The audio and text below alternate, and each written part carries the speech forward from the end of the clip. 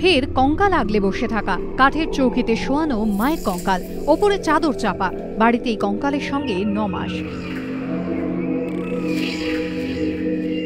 Robinson street কঙ্কাল কাণ্ডের স্মৃতি উস্কে দিল নদিয়ার হরিণঘাটার এই ঘটনা।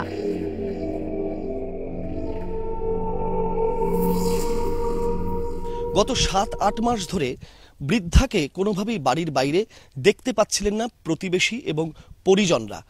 তাদের মনে ঔৎসুক্য এবং আগ্রহ জাগে।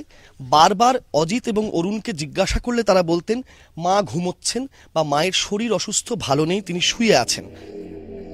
সমীক্ষার কাজে রবিবার দুপুরে এই বাড়িতে আসেন পুরসভার একটি দল। বৃদ্ধা ননিবালার খোঁজ করতেই বাধা হয়ে দাঁড়ান 2 ছেলে। ছোট ভাইটা ফট করে যেয়ে ওই দরজাটাকে এরকম ব্লক করে দিয়েছে, যাতে এই দরজাটাকে যাতে আমরা ওই ঘরে না ঢুকতে পারি। তখন অটোমেটিক্যালি আমাদের মধ্যে আরেকজন ছিল, সে যে একদম ফর্স করে ঘরের ভিতরে ঢুকে গেছে। ঘরে যে দেখে তো ঘর একদম অন্ধকার, অন্ধকারের মধ্যে ছোট্ট একটুখানি একটা মোবাইলের আলো জ্বালিয়ে দেখতে পেলো, সেই দেখেই মানে শরীর শিউরে ওঠে। খবর ছড়িয়ে পড়তেই চাঞ্চল্য ছড়ায় গোটা এলাকায়। মোহনপুর ফাঁড়ির পুলিশ গিয়ে কঙ্কালটি উদ্ধার করে, কিন্তু চাদর সরাতেই ভেঙে পড়ে কঙ্কালের হাড়গোড়। এরপর বাক্সবন্দি করে কঙ্কালটি নিয়ে যাওয়া হয়। পুলিশ সূত্রে দাবি, জিজ্ঞাসাবাদে 2 ছেলেই জানিয়েছেন গত 16 জানুয়ারি তাদের মা মারা গিয়েছিলেন।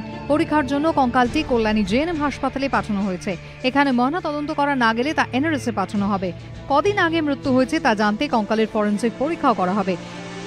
এটি বৃদ্ধা ননিবালারই কঙ্কাল কিনা তা নিশ্চিত হওয়ার জন্য 2 ছেলের রক্তের নমুনার সঙ্গে কঙ্কালের হাড়ের নমুনা মিলিয়ে দেখবেন তদন্তকারীরা।